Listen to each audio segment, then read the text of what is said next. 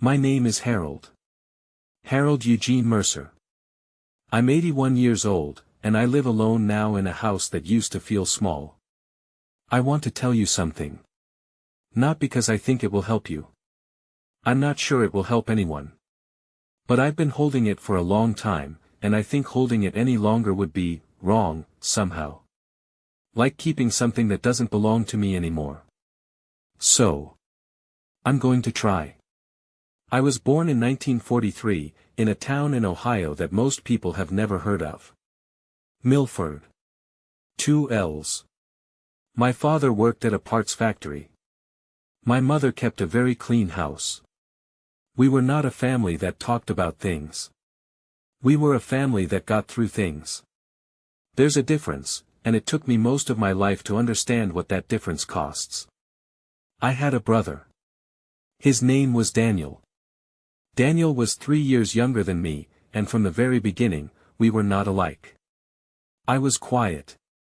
Careful. I thought before I spoke, sometimes so long that the moment had already passed by the time I was ready to say anything. Daniel was the opposite. He laughed easily. He argued about things he cared about. He made friends the way some people breathe, without thinking, without effort, without any apparent awareness that it was something not everyone could do. I loved him. I want to say that clearly. I loved him. But in our family, in that house, love was something you demonstrated by showing up, by staying, by not complaining. You didn't say it. You didn't examine it. You just continued. And continuing was supposed to be enough. For a long time, I believed it was. We grew up. That's the simple way to say it. We grew up and the world pulled us in different directions the way the world does. I went to college on a partial scholarship. Studied accounting. Married a woman named Ruth when I was 26. We moved to Pennsylvania and I took a job with a firm that handled tax work for small businesses, and that became my life. Reliable. Steady. Ruth and I had 2 children, a daughter, Karen, and a son, Michael. We had a house with a good furnace and a yard that I mowed every Saturday. Daniel went a different way. He didn't finish college. Not because he wasn't intelligent, he was, deeply, but because he had other things pulling at him. He played guitar. He wrote songs.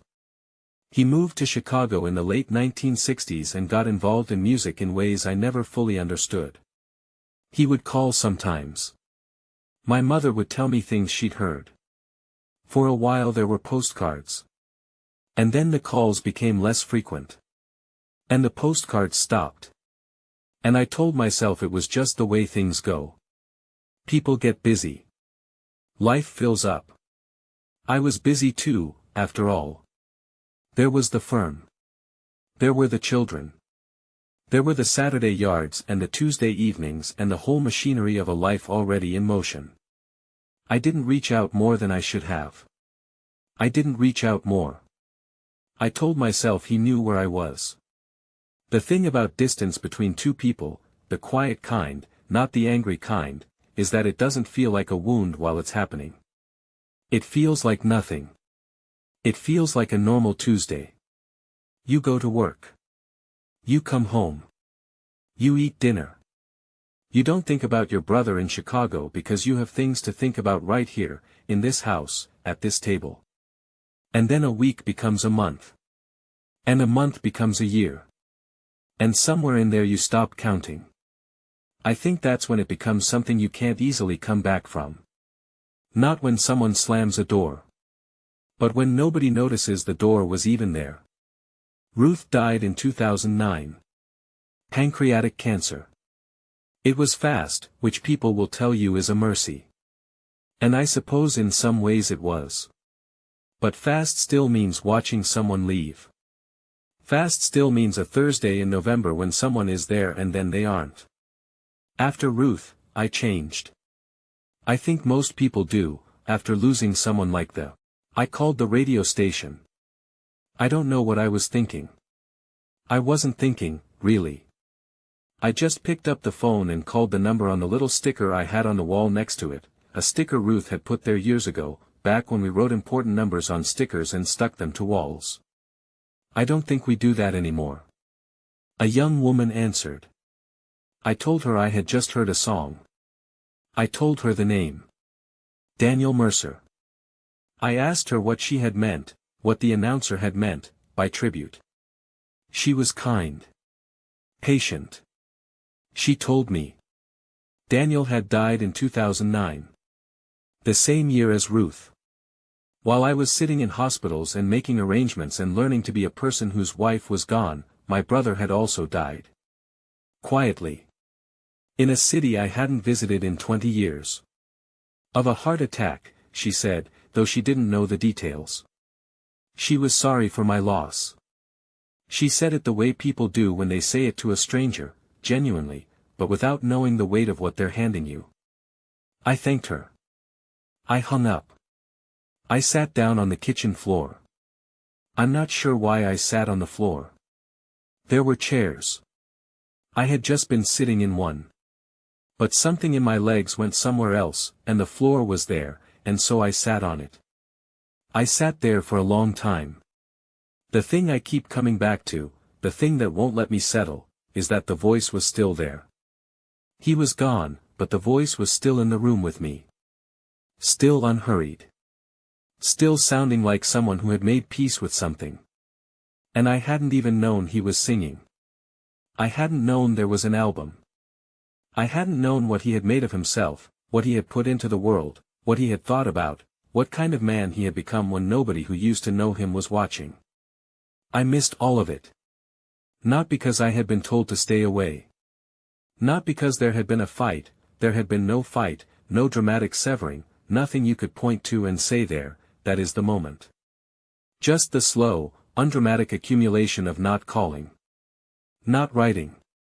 Not getting in the car and driving to Chicago to see what had become of my brother's life. I missed it because I kept thinking there was more time. I kept thinking there would be a later. There is always a later, when you're busy. When life has a shape and the shape feels permanent.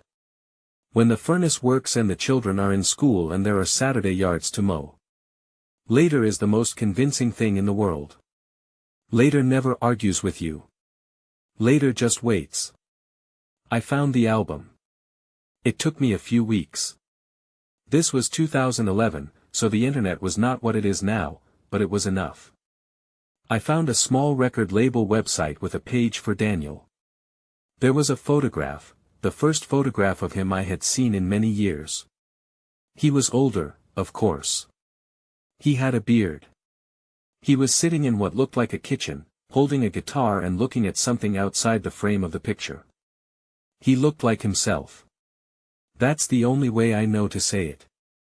He looked exactly like himself.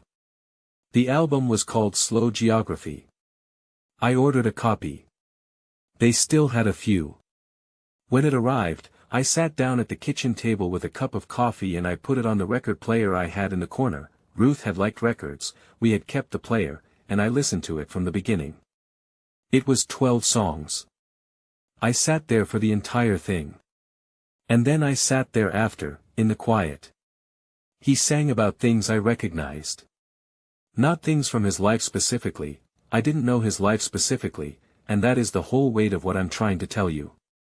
But he sang about things I recognized from somewhere underneath the specific.